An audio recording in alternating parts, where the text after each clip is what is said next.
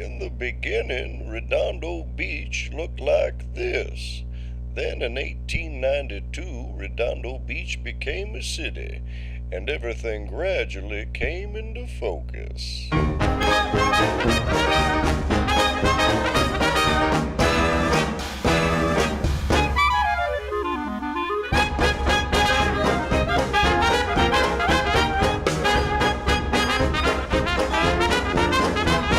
Now, anyone who tells you different, well, they're just plumb crazy.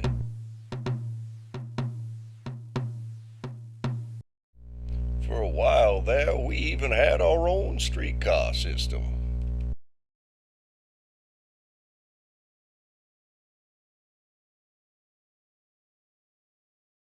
Once upon a time, Los Angeles was not shrouded in smog. It had one of the best electric streetcar systems in the country. But the electric trolleys disappeared, and that was no accident. The streetcar didn't fail because of demographics or economics. It failed because General Motors killed it. What happened in Los Angeles happened in many cities. General Motors conspired with oil and tire companies to dismantle electric trolley lines across America. The whole concept came from General Motors. They would go in, they'd buy a street railway system, they'd convert it to General Motors buses, the General Motors buses would run on Firestone tires, and they'd be fueled by, in the East, Phillips, and in the West, Standard Oil, California. It was a great scheme. You know, it was a tremendous scheme for selling a very large amount of automotive products. In 1947, the federal government charged General Motors and its partners with criminal conspiracy. Now, that was a long time ago, mind you. Back in the days when people went swimming in full-body bathing suits. Back in the days when men used to wear hats to ball games. And back in the days when people dressed up for church in deep sea diving outfits.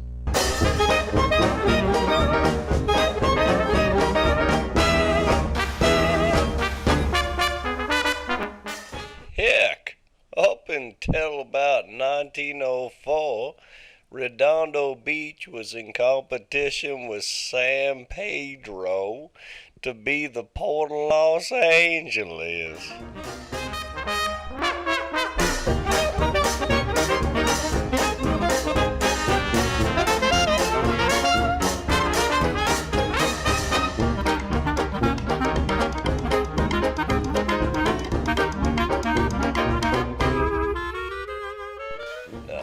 Right about that time there that Henry Huntington, that's right, same fella as the door across the hall, he done bought up the Pacific Electric red car, and while he was at it, built a pavilion, an arcade, and a bathhouse here in Redondo. Now, I know what some of you dirtbirds be thinking, not that kind of bathhouse.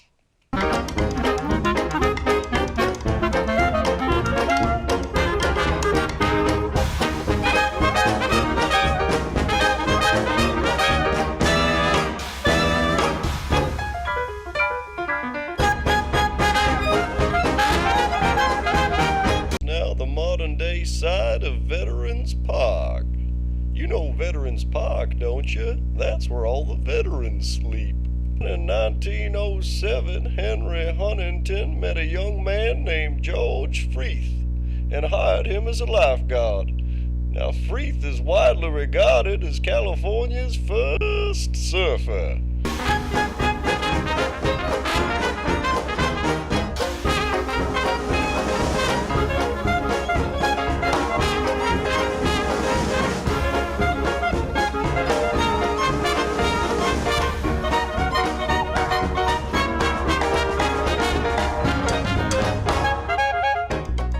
Redondo Beach was a thriving, bustling tourist destination all throughout the early 1900s. Now, of course, we've had our bad times, too. Keith Morrison,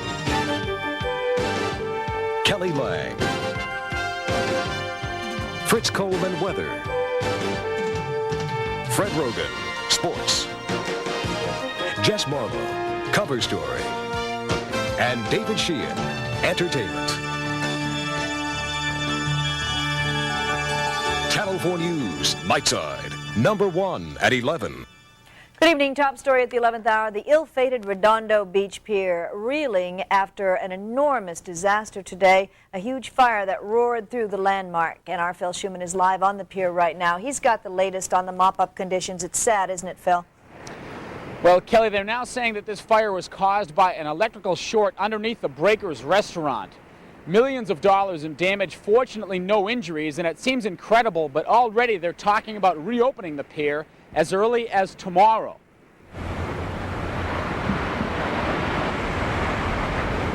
Tonight, it was quiet and peaceful in Redondo Beach, but the sun was setting on perhaps the worst disaster in the city's history, the fiery destruction of at least 1/3 of the Redondo Beach Pier. And while firefighters continued to pour water onto the smoldering pilings, guarding against another flare-up, determined city management vowed to reopen as much of the undamaged sections of the pier as possible as early as tomorrow. We want to get the word out to the public, particularly with the Memorial Day weekend coming up, that we will be open for business, and really a majority of the shops and restaurants will still be open. Earlier in the day, no one was thinking about reopening the pier. Roaring flames made it look like the pier would be a total loss. When the fire broke out at 1:45 and quickly spread, some 1,000 people had to flee. It was black smoke. You couldn't hardly see the flames, really. With firefighters working from the water and the land, it took more than 2 hours to stop the flames' advance. Firefighters say the chemically treated wooden pier burned like a torch. We had fire lapping from the bottom of the pier up around and igniting the roof, so the fire was all around the structure. We've been asked before, would sprinklers have put this fire out? No, it burnt from the outside in, not from the inside out. And back at the pier tonight, firefighters readied for a long night. And the curious, as always, came out to see the disaster for themselves. You know, it's just one thing after another. So they get rid of one problem and something else happens. Firefighters say that about 150 to 200 feet of the pier is completely gone. Engineers have examined the rest and say that they do believe that the city's plans to open it tomorrow are realistic. Of course, this after a terrible January storm, followed again by another storm in April, leave the folks here in Redondo Beach wondering what's next. Reporting live, Phil Schuman, Channel 4 News. Keith, Kelly. All right, a big comeback, we hope. Yeah, indeed. And 11 provide some perspective on really where the harbor has been, where it is today, and you know, at this crossroads, as the city manager mentioned, as to where it's going in the future. Also shown here is the immediate aftermath of the fire and storm of 1988, which was in many ways when this revitalization process started, at least figuratively, many years ago. Well, let's see. 88, we burnt down a pier, and between 88 and 94, we rebuilt a pier at millions of dollars. And a grim scene in Southern California tonight. The pictures from Redondo Beach show a massive fish kill. Millions of dead fish, anchovies and sardines mostly, at a local marina. Now they're trying to figure out why it happened. One official says the fish may have moved into the harbor to escape a red tide before getting trapped there by high winds. Then the crowding of fish perhaps depleted the water of oxygen, causing suffocation. Oh, and I can't forget the time that Redondo Beach got attacked by a giant octopus.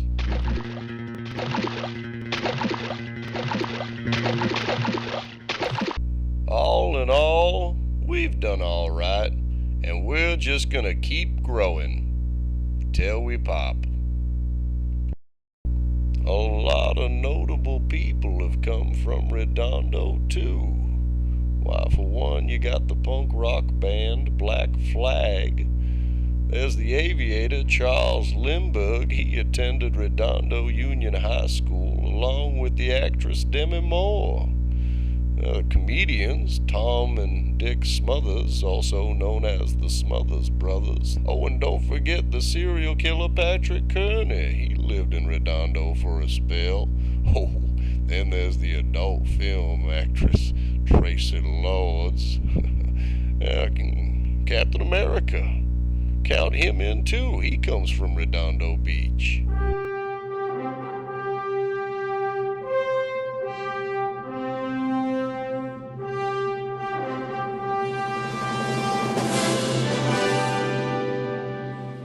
I'll tell you who else comes from Redondo. Justin Bieber. That's right. Wait a second. He's Canadian. And that wasn't the theme song for Captain America. That was the theme song for Superman. Where am I? Who am I talking to? Oh, well, it's time I get some rest. But I'll leave you with this. See, after all Redondo and the Redondo Beach Pier has been through, well, some city councilmen got it in their heads that it's a good idea to build a mall on what is now the Redondo Beach Pier. Okay, now let's say public participation on non-agenda items. Now, we do have a, sorry, you're not, okay, you can go first. You've been trying to get up here, but. Hello, my name's Bob Dylan, and I got to thinking about what you're doing to this pier, and I don't really, well, I wrote a little song about it. It goes something like this. How many cars must a road contain before you call it a jam? Yes, and how many chain stores can you cram down our throats before we know it's a scam? Yes, and how many times will the Frank Scottos fly before they're forever banned? The answer, my friends, is blowing in the wind. The answer is blowing in the wind.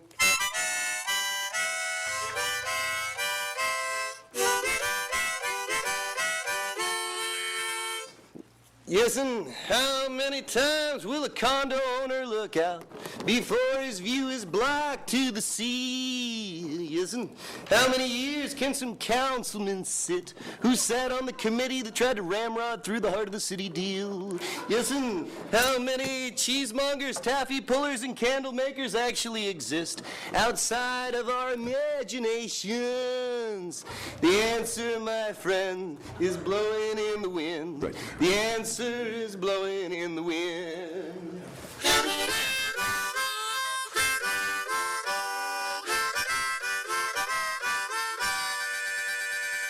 Yes, and how many hands must be greased until the FCCP needs to know? Yes, and how many ears must some councilmen have before they can hear anything other than the frequency generated by land developers? Yes, and how many sardines will it take until we know that too many fishies have died? The answer, my friends, is blowing in the wind. The answer is blowing out his asshole. Thank you. That was actually pretty good.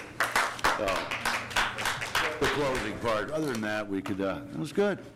But it proved Bob Dylan did too many drugs. Thank you. You're right, yeah. So. And actually Bruce Springsteen. Yeah. Oh, that was really bad. Okay. It was very good. Sabina, Free to Be Me Drum Circle. Come on down. You actually wrote here. You know, I really. Oh, wait, get to the. I actually thought this was a benefit to. The joke was on me. I actually thought we were here to do something to perform and help save the pier. And well, this is open mic. I got the flyer. I was totally pulled. My foot was. Yeah, that was passed out the pier? Yeah, this was passed out, Pier Aid, and it says. Acoustic musical benefit to save the historical Redondo Beach Pier. All musicians invited to perform at the televised event. Okay. So